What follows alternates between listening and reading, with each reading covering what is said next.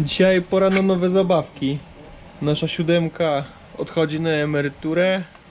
Dzisiaj kurier dostarczył nam wersję 9, także będziemy sobie sprawdzali na bieżąco, jak to się ma, czy to było warte tych pieniędzy, bo dość sporo podrażała. Taka kamera bez karty pamięci kosztuje 2300 zł. Zamówiliśmy to z Warszawy, bo wiadomo, że w Kielcach dostać to będzie cyrk. Dostajemy na pewno bardzo fajne etui do podróży, a środek wygląda tak, proszę bardzo. Tu już mamy kabel do ładowania, nowy akumulator, jest większy od tego akumulatora zarówno w 7 i 8.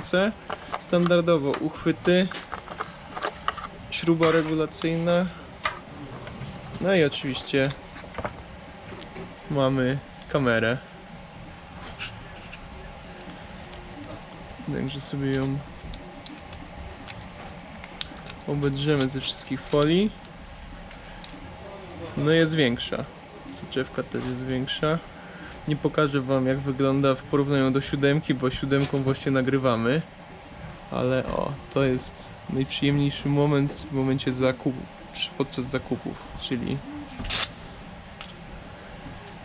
otwieranie tego wszystkiego.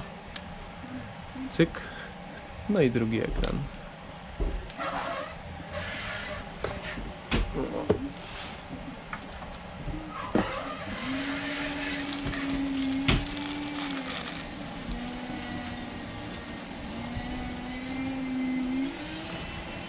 Tu jest mikrofon. Pan klawiter mówił, że to jest po to, żeby woda po nim ściekała szybciej. Zaraz sprawdzimy, jak to się miewa. A tu gdzieś trzeba to otworzyć. O! I mamy przestrzeń załadunkową na baterię. Dobra, idzie w tą stronę.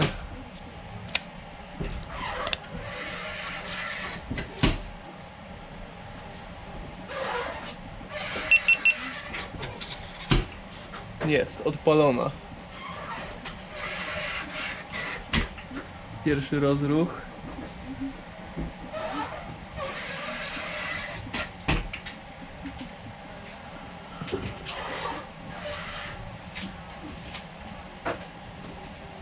Dobra, zainstalujemy sobie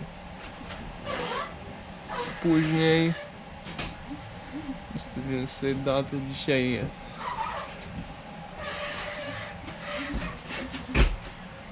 Dobra, zaraz sobie to poustawiamy. 20.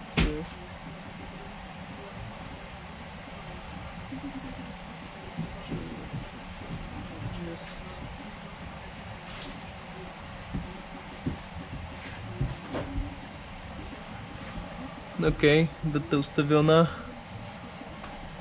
Którą mamy godzinę? 11.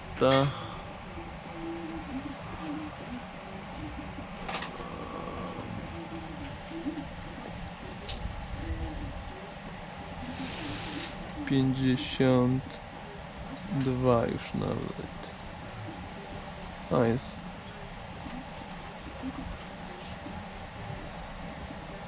Dobra. No okej. Pokazuje nam, że karty nie ma. Mamy tylko 9%, także się nią nie pobawimy. Ale... O.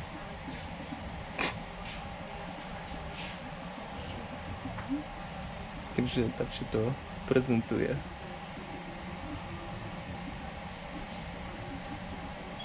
Trzeba ją popodpinać, zabrać na rower i albo tu jeszcze może w dniu jutrzejszym coś sobie nagramy, jak to poustawiamy i o, muszę sobie presety jakieś poustawiać, no i spoko.